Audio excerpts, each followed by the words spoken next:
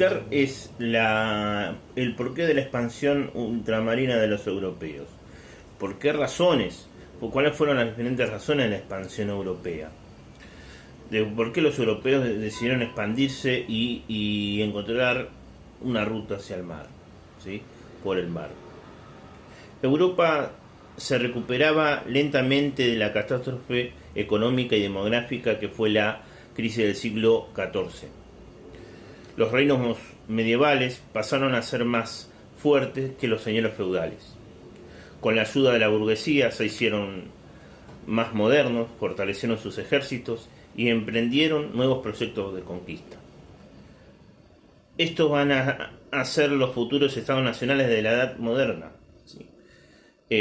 Para cubrir estos gastos necesitaban de oro y plata y de riquezas. También lo podía dar las especies, riqueza, la seda también.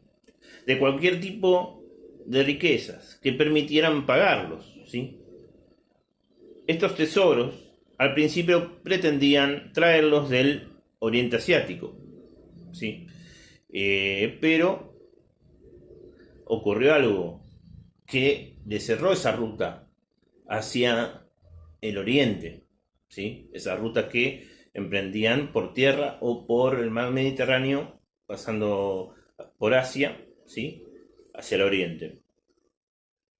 Pero para esto, los otomanos tomaron Constantinopla en 1453, le cerraron las rutas comerciales a oriente a los europeos, ya sea por tierra o por el mar Mediterráneo hacia Asia. A los europeos tuvieron que buscar nuevas rutas por mar, ¿sí? Los europeos. Entonces, ahí empieza la decisión de los reinos europeos de buscar una ruta hacia el mar, ¿sí?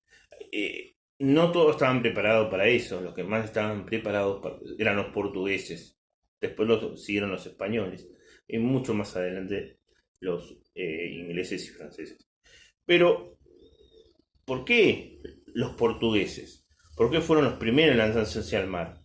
Los portugueses tenían experiencia, adelantos técnicos para la navegación, perfeccionaron la brújula y el astrolabio, ¿sí?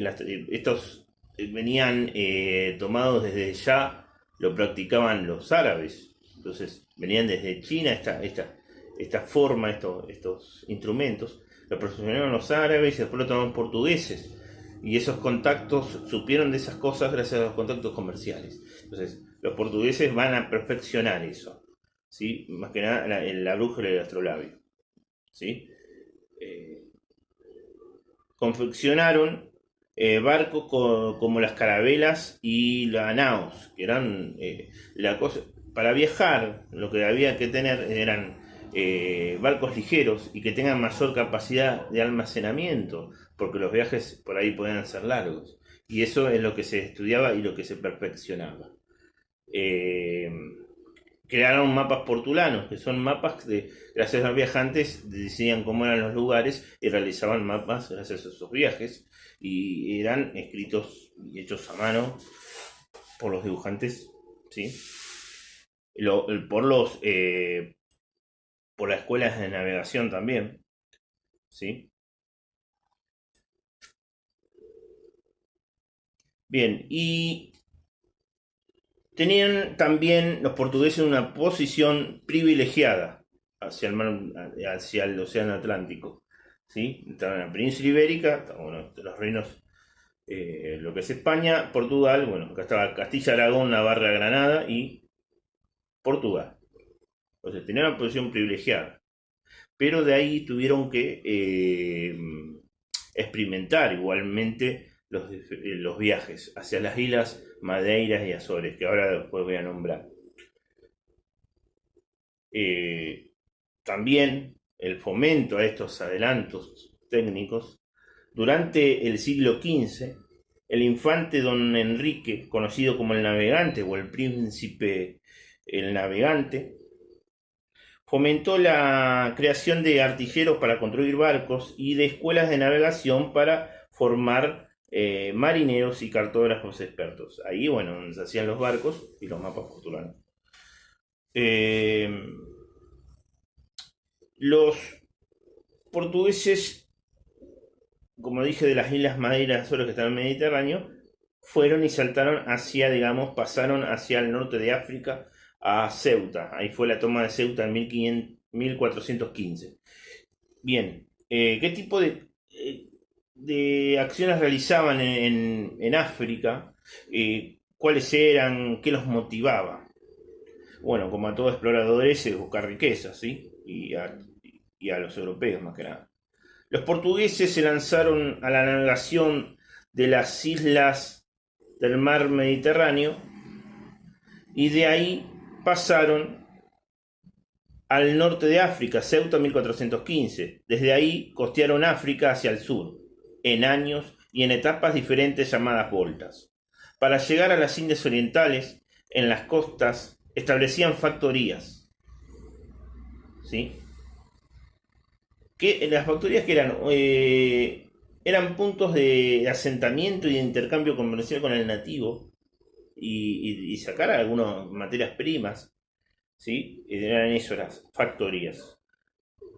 ¿Qué los motivaban? Buscaban riqueza, buscaban oro, ¿sí? Buscaban oro, claro. En las Islas Madeiras, que dije anteriormente, en 1419 en Madeira, y en Azores en 1426, practicaron el cultivo de la caña de azúcar.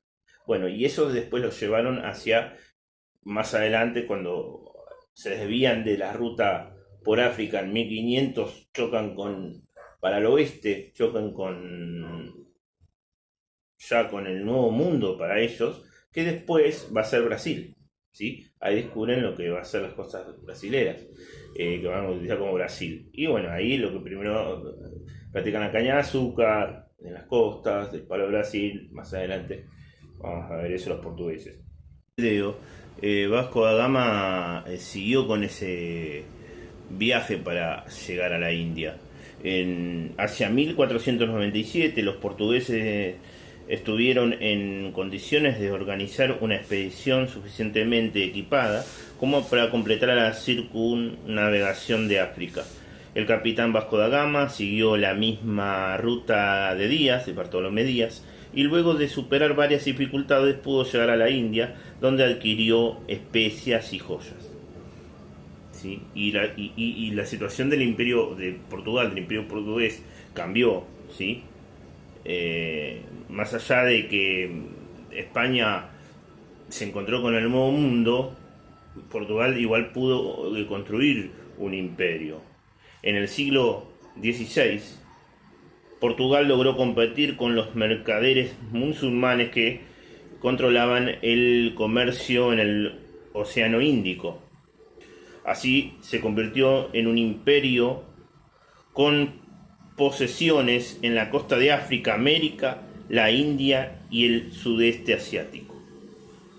Para empezar a hablar de España en esta carrera hacia las Indias Orientales, cómo se fue conformando España, es importante ver cómo estaba su posición en la península ibérica. La península ibérica, territorio de Europa donde se encuentra Portugal y España, en el siglo XV estaba compuesta por 5 reinos: Castilla, Aragón, Portugal y Navarra, que eran cristianos,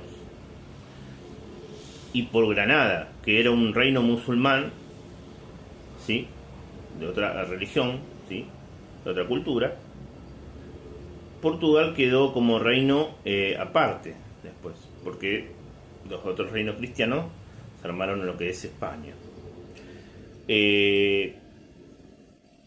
Pero, ¿qué tuvieron que hacer Castilla y Aragón, los reyes católicos Isabel de Castilla y Fernanda de Aragón, para iniciar los pasos de la unificación de lo que luego iba a ser el Reino de España?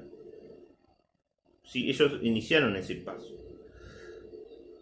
¿Qué hicieron? Se unieron en matrimonio para hacer un pacto político, para modernizar sus reinos, acrecentar sus ejércitos y emprender la empresa de expulsar a los musulmanes de Granada. Luego de la toma de Granada, a comienzos de 1492, la unificación territorial española se completó en 1512, cuando Navarra se incorpora al Reino de Castilla. Así comenzó el inicio de la unificación de lo que luego va a ser España, que en clases posteriores dije que para mí lo logra con Carlos I, después Carlos V, ¿sí? Pero bueno, ese es un análisis histórico. Bien, después, después de lograr esta unificación o camino hacia la unificación, mejor dicho, después de lograr de iniciar la unificación de lo que luego iba a ser el Reino de España con la toma de Granada, los reyes católicos se vieron obligados a aceptar la propuesta de un marino llamado Cristóbal Colón para buscar la ruta marítima que los llevara a las Indias Orientales antes que lo lograran los portugueses. ¿Sí? O sea, ya habían terminado con ese problema de los moros en la península ibérica y bueno, ya estaban dispuestos los españoles en emprender otra empresa, en este caso de conquista, digamos de exploración, después de conquista, para adelantarse a los portugueses, porque los portugueses ya estaban por llegar a las Indias Orientales, a la India, entonces era una gran competencia. Entonces, ¿qué hacen en ese sentido?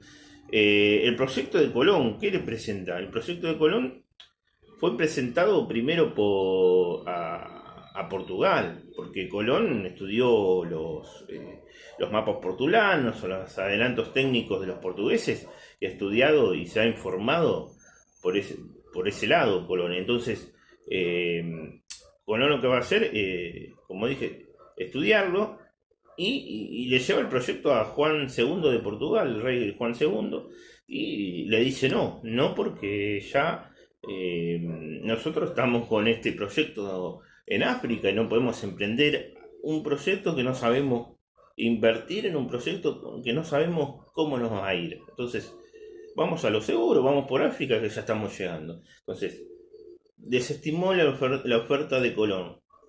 Algunos dicen que también Colón llegó a informar al Reino de Inglaterra, pero no hay mucho sobre eso, pero hay un dicho por ahí de algunos historiadores, o creencias, ¿no?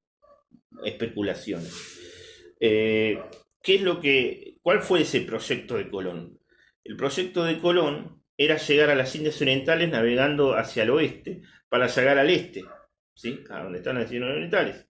Pero también volver a España y así probar la circunferencia del mundo. Acuérdense que los medievales pensaban que el mundo era cuadrado y que si ibas al horizonte te caías y te agarraron las bestias. Y el mapa para ellos, como dice el video, estaba en el centro, un mapa teológico con la idea de la Iglesia Católica. El mapa en el centro estaba en Jerusalén. Y después los otros continentes que se conocían. Entonces, esa es la idea de Colón, de ir al este por el oeste y volver después. Hacer el mismo viaje, pero para la vuelta a España. Fue aceptado por la corona española. Después de que la conquista de Granada, expulsando a los moros, a los musulmanes, como dije, ¿no? Pero ¿cómo? O sea, hay dichos que, por ejemplo, dicen que la Isabel la Católica le entregó las joyas a Colón para realizar este viaje. Y sí, como Estado la corona española va a aportar en ese viaje porque le interesa.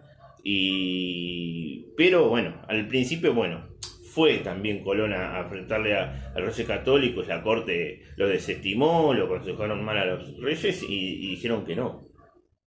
Dijeron que no al principio y fracasó. Se fue Colón. Pero después cuando reconquistan Granada y se termina ese problema de los musulmanes, los amigos de Colón, que justamente eran de la burguesía y las casas burguesas que le interesaba ese viaje de exploración por las riquezas que había en las Indias Orientales, los llaman a Colón de vuelta y le consiguen una entrevista de vuelta con los reyes católicos y ahí fue cuando concretan el viaje. Concretan el viaje, el trato, ¿sí? Bueno, con la cuestión de la reconquista de Granada hay un dicho de un historiador, una frase de historiador Chanú que dice reconquista terminada, que se refiere a la reconquista de Granada, porque dice reconquista porque los ibéricos o los castellanos, los aragoneses decían que Granada les pertenecía por herencia de los visigodos, que eran los antecesores, que los musulmanes, los árabes, le sacaron a los visigodos, le invadieron y le sacaron. Entonces, los ibéricos españoles decían que era de ellos, entonces por eso dicen reconquista. Y después la otra parte de la frase dice conquista iniciada, y se refiere a la conquista, a la exploración y después conquista de lo que luego va a ser América. ¿Sí? Colón descubre este nuevo mundo para los europeos. Yo no lo llamo América todavía porque no se llama. O sea, es un nuevo mundo para los europeos, o sea, para los europeos, porque acá todavía vivían nativos, autóctonos acá. No estaba desierto.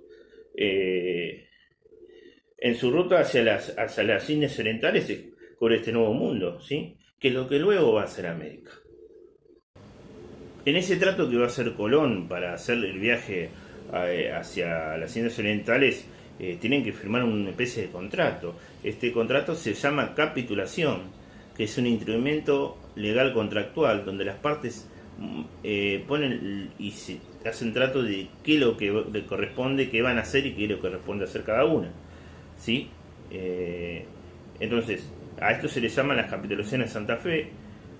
Las primeras que firman con Colón. Los reyes católicos le prometen todo a Colón, que va a ser almirante, que va a ser gobernador, hereditario, perpetuo, de todo lo que descubriese, ¿sí? Pero eso se lo respetaron porque no sabía qué iba a pasar. No tenían nada que perder, dinero que habían invertido, pero riqueza que habían invertido. Pero bueno, está aquí que Colón tuvo, no sé si el éxito de llegar a Indias Orientales, porque todavía después siguieron buscando las rutas que la van a lograr, la ruta del Atlántico por el estrecho de Magallanes. Más adelante vamos a hablar de eso. Pero sí se encontró con este nuevo mundo que también sacaron riquezas, ¿sí? Sacaron riquezas después de años. En las capitulaciones de Santa Fe, bueno, le exportaron eso a Colón y bueno, eso lo que van, después no van a cumplir, a la larga no cumplen, ¿sí? Cuando vean los viajes de Colón, ¿sí? Cuando lean esas páginas donde hablan de los viajes de Colón, no cumplen. Colón no se van preso, le permite hacer otro viaje más, pero no queda con todos esos cargos que le prometen ahí. ¿Sí? Esa capitulación la firman el explorador, el conquistador, digamos, después con la corona, donde se ponen de acuerdo qué van a hacer cada uno, qué parte va a poner, y ahí también, bueno, hacen el aporte. Ahí en esa empresa de conquista, esa empresa de exploración, hace su aporte la burguesía, ¿sí? Poniendo el dinero más que la corona católica, ¿sí? La corona española. Bueno, así pueden responder la última pregunta, que sería la pregunta 6, donde habla del proyecto de Colón, que fue después el Tratado de Tordesillas, donde el Papa, como son dos reinos católicos, Portugal y España, se pone de árbitro para decir qué le corresponde, a qué lugar tiene que ir cada uno, ¿sí? Para explorar. Entonces ahí se ponen de acuerdo.